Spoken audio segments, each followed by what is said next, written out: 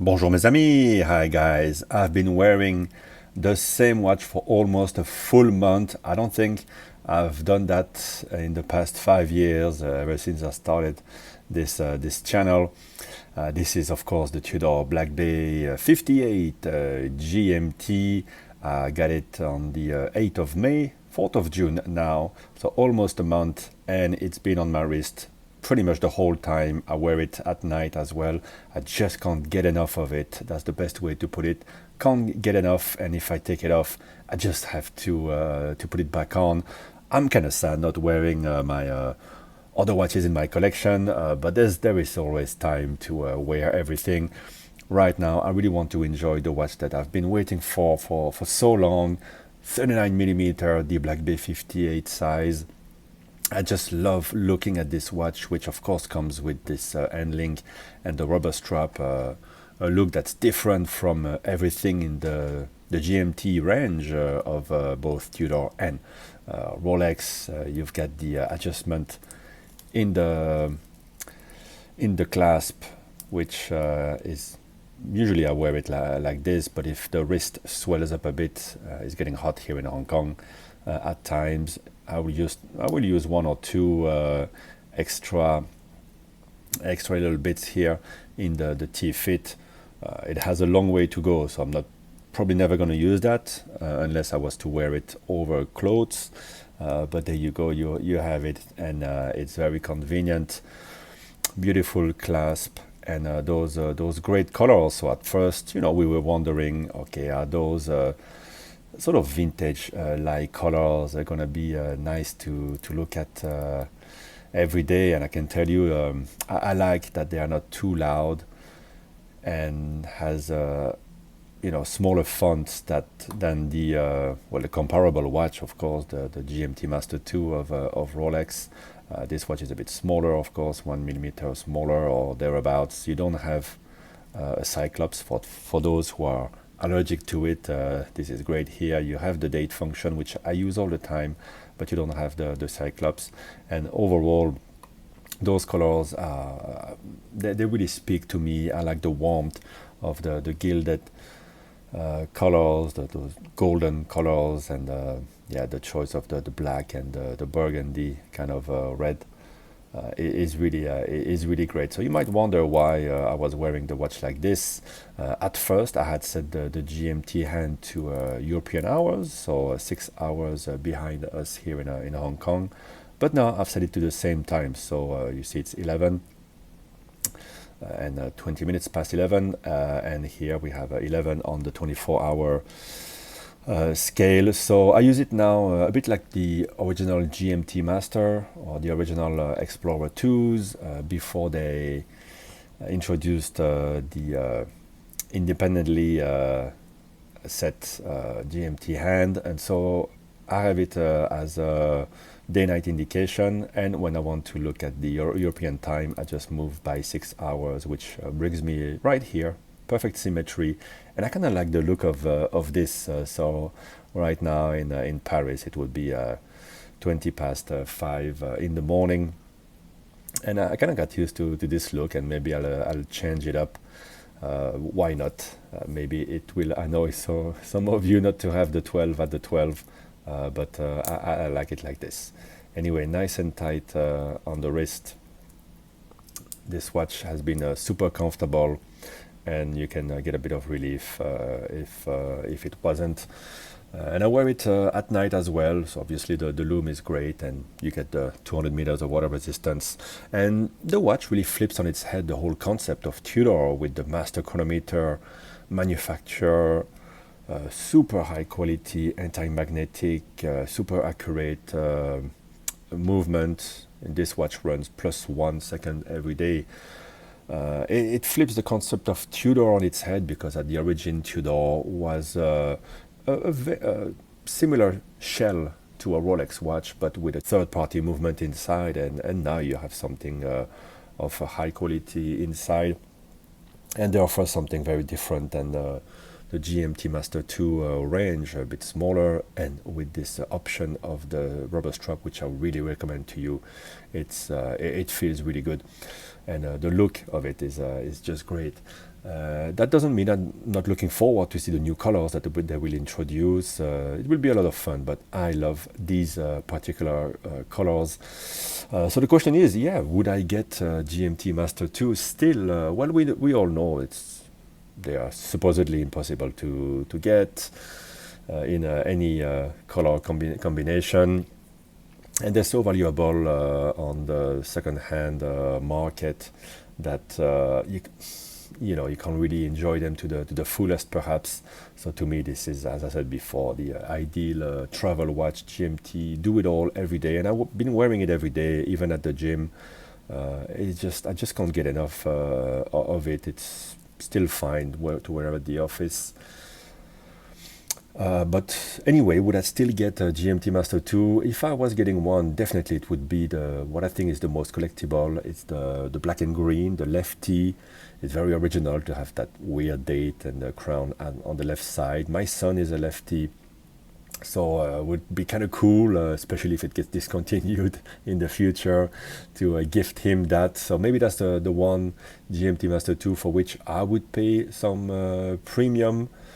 But for just the function itself, the GMT function, that bicolor look, this is everything I wanted.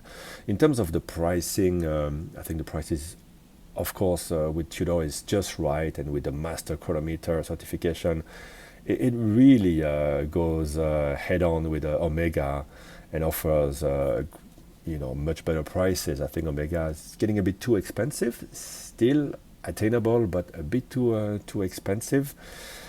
So on the market, I think Tudor is really well positioned. The $11,000 that you have to pay for the GMT Master 2, I think is still worth it. Rolex, we know it, great quality. There's some white gold for the indices and the hands. It's a very luxury product, and of course the residuals are great, and they don't change the look so much. So there will always be, I think, I wouldn't say investments, but assets, and certainly collectibles. So of course, if I could get one at the retail, I would. And if I was to get one to as an asset to enjoy, it would be the Sprite, the black and red and green, as we call it. So yeah, the pricing I think is still reasonable. What I was a bit surprised is the pricing now of all the precious metal models of Rolex. So I told you the story maybe already, of a friend who just got in the watch game, and he wanted to get the champagne dial two-tone Daytona. So he had to do the AD dance, plead his case, talk to the guy for half an hour, and basically he was told to buy something in the Tudor kind of price range to be allowed to spend the expensive amount to get the Rolex that he wanted. So he actually bought a Baume & Mercier. So in effect, Rolex sold a Baume & Mercier watch in that multi-brand AD.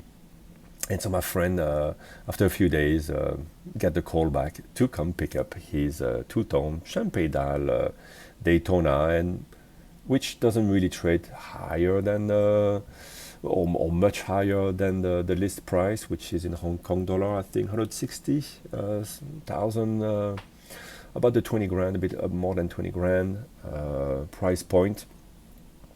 And two-tone is not, champagne dial is the least popular of the two-tone Daytonas.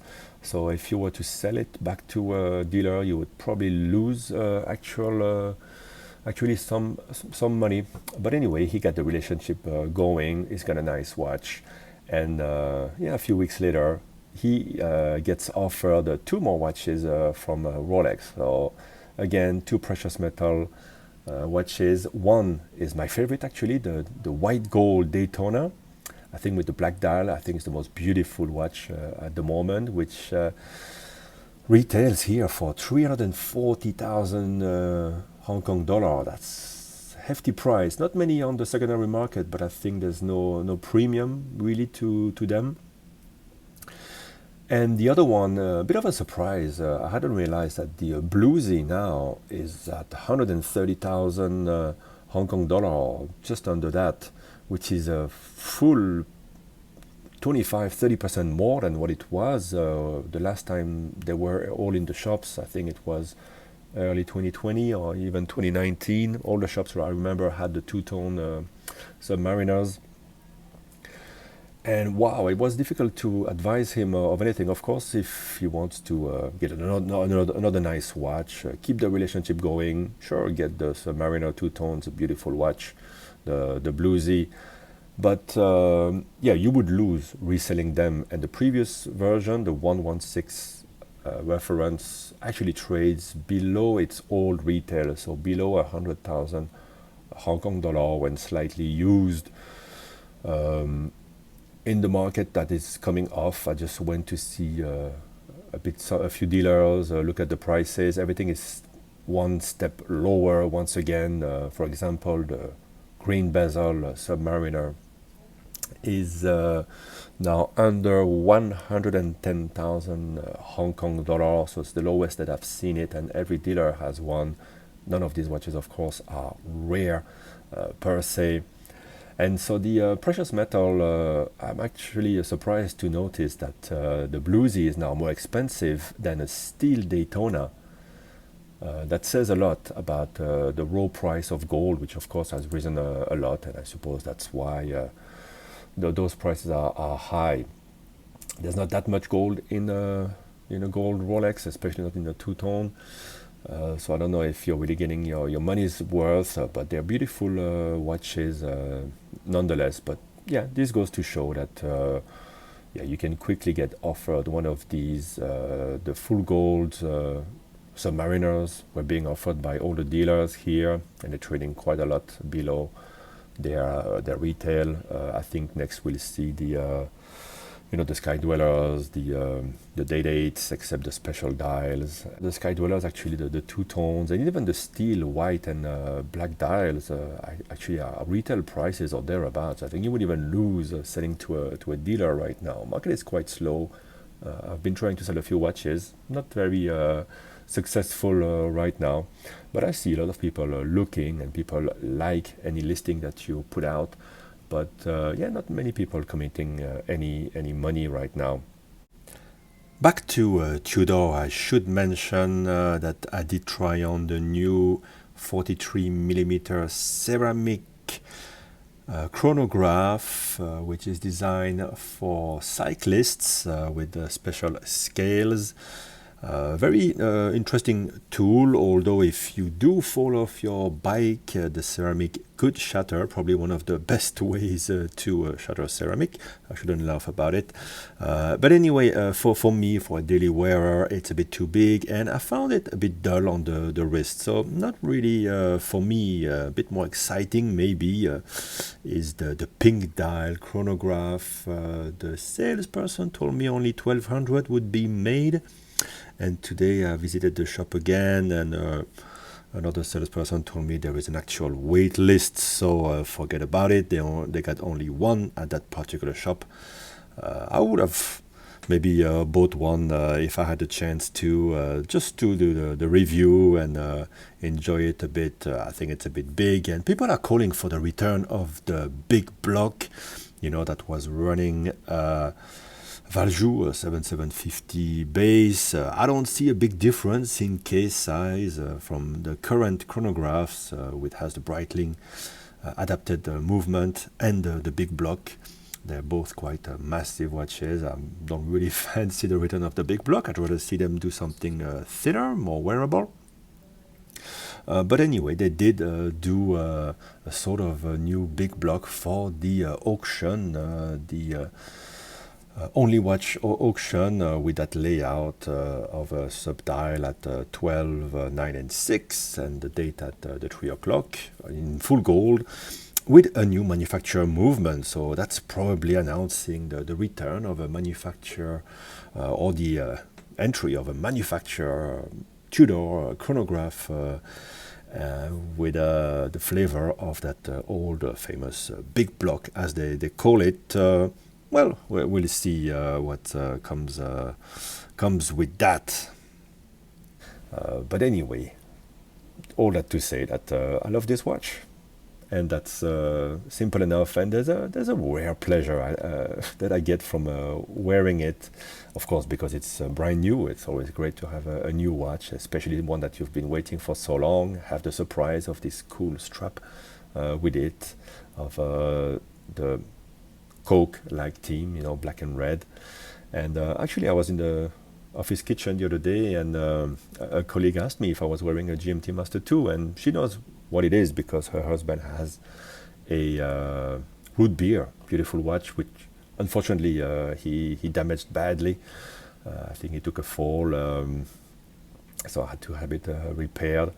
But yeah, no, I said with a bit of pleasure that it's just a Tudor, and to me that's good enough. All right, guys, thank you for watching. I hope you've enjoyed this third video about this watch. Any question, please let me know in the comments. Bye bye.